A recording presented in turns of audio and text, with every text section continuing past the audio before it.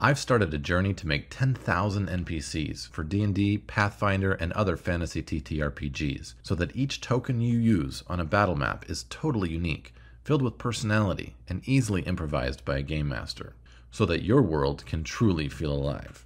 You'll never fight Goblin number 5 again. You'll fight the fat one, or the ugly one, or the big brute. GMs can use the rich artwork to make up special moves, voices, and personalities all on the fly. I'm Epic Mike, the creator of Character Cache on Patreon, which is a digital library of NPC tokens for combat or role-playing use. You can download the first token pack absolutely free. It's 25 town guards, with 4 heads each, and 3 different colorways, for a total of 300 town guards. They're good for a variety of scenarios, like populating a castle, or ransacking a bandit camp.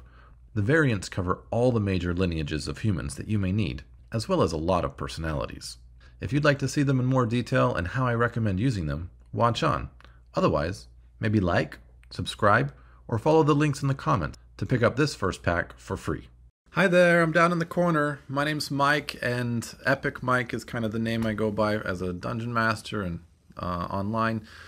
So I'd like to show you our Human Guards packs. So these are just a few of the 300 different, there's 25 guards, each with 12 variants. And so their heads change, so they have 4 heads, 3 colorways for each head, 12 per guard, which means 300 total characters that are different. And this gives you an idea of kind of how they're spread out, and they come also in different background colors, so blue for sort of an ally, red for enemies, and gray for just sort of neutral parties, also transparent if you need transparent backgrounds. In addition, all of those same guards are available as sort of mini miniatures, digital miniatures. And so each of these packs, you know, these are some just samples of some of the packs. I'll show you the rest in just a second. But without further ado, let's see how this actually works in game, right? So this is the system here is Alchemy, or the virtual tabletop that I'm using is Alchemy. Your virtual tabletop may vary or may have its own settings and whatnot, but let's take a look at sort of why I built this, right? So this map, heads up, is by Chepeku. It's absolutely beautiful, an animated map, and one of the reasons I like Alchemy is because it supports animated maps like this. All right, but typically in Dungeons and Dragons, right, you've got your little castle setting or whatever, and then you've got your town guards. And if you're lucky, your DM has a single piece of artwork, right, for all of these town guards or whatever the NPC might be. In this case, we're using guards as the example. But if you were to do it in our style, this is what that same castle might look like. Each one of these characters is just filled with life and personality. It's a little miniature, has a little name. In this case, you could name them whatever you want, but in this case, we've named them the names that come with the character pack. And so this guy's Shy Guard, this guy's Unprepared Guard, this guy's Drunk Guard, this one's Older Guard, right? And but of course, you could add your own personality or names to these. It's just a shorthand to help you as a dungeon master or game master to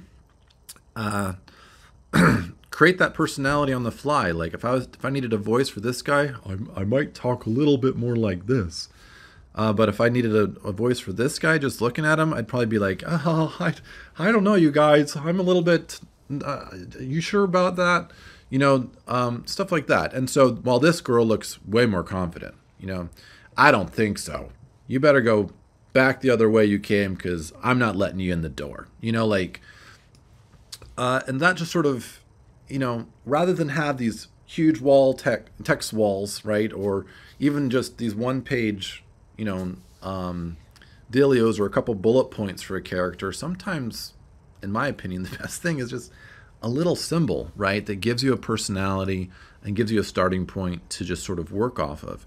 If that character becomes, you know, grows, then you can add an actual real name to that character. Maybe this is Bartholomew and this is, you know, Mary Lou or something like that. So that's kind of the basics behind it, is that by adding these NPC artwork with personality, it gives you, the Dungeon Master, a jump start into the role-playing the characters. In addition, it just helps when you're setting up a scene to give the player something to do, right? So you might describe, okay, there's 6 guards in this courtyard.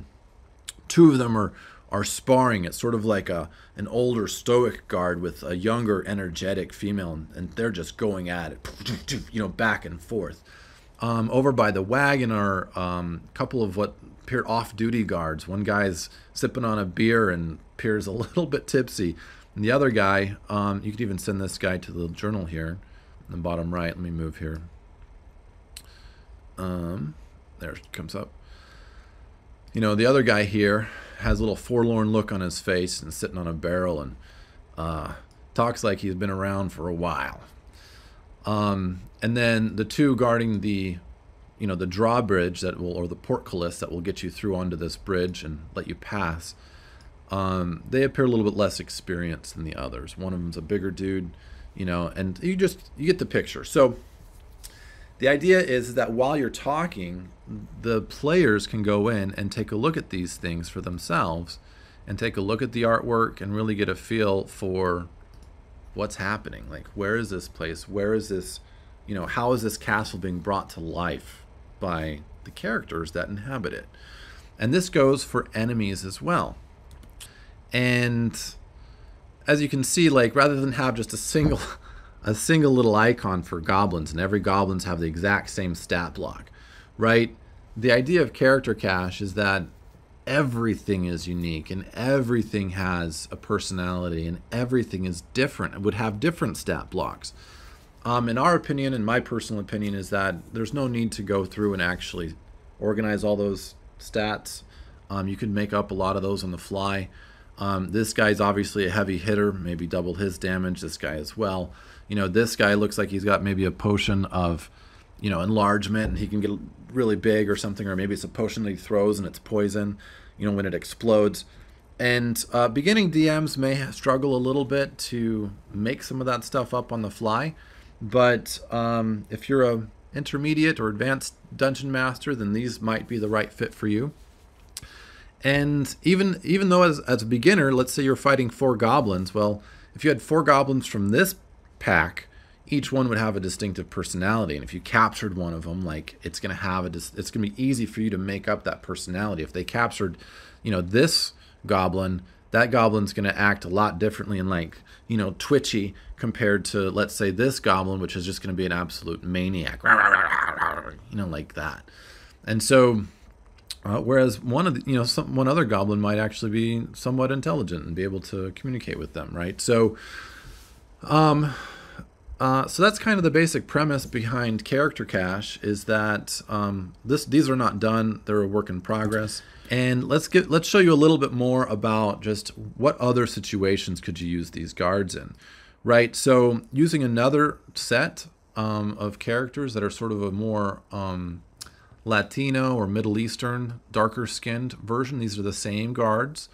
They just have a red background applied to them, and they're just the facial parts. They're the faces of those guards instead of the full body miniatures. And so, but as you can see, this would be like maybe an enemy guard post that the characters have to attack, and and they look completely different. And then another option would be, let's say you used a different set, which is sort of more light-skinned people.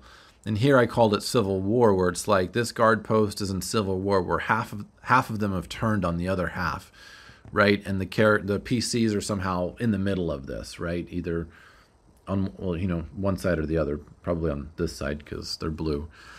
But anyway, so the point is like these are the same guards, just with different, with faces that are sort of more European or Northern European, and with lighter skin tones, right? So you can see how this one set of 25 guards, because they've got all these variants, can be used in a lot of different ways. All right, so that's pretty much the set. You can get this for free at Patreon.com/character cache.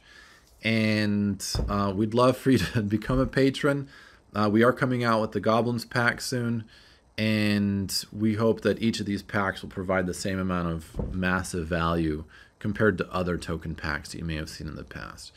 So that's that. Thanks for playing. Talk to you later.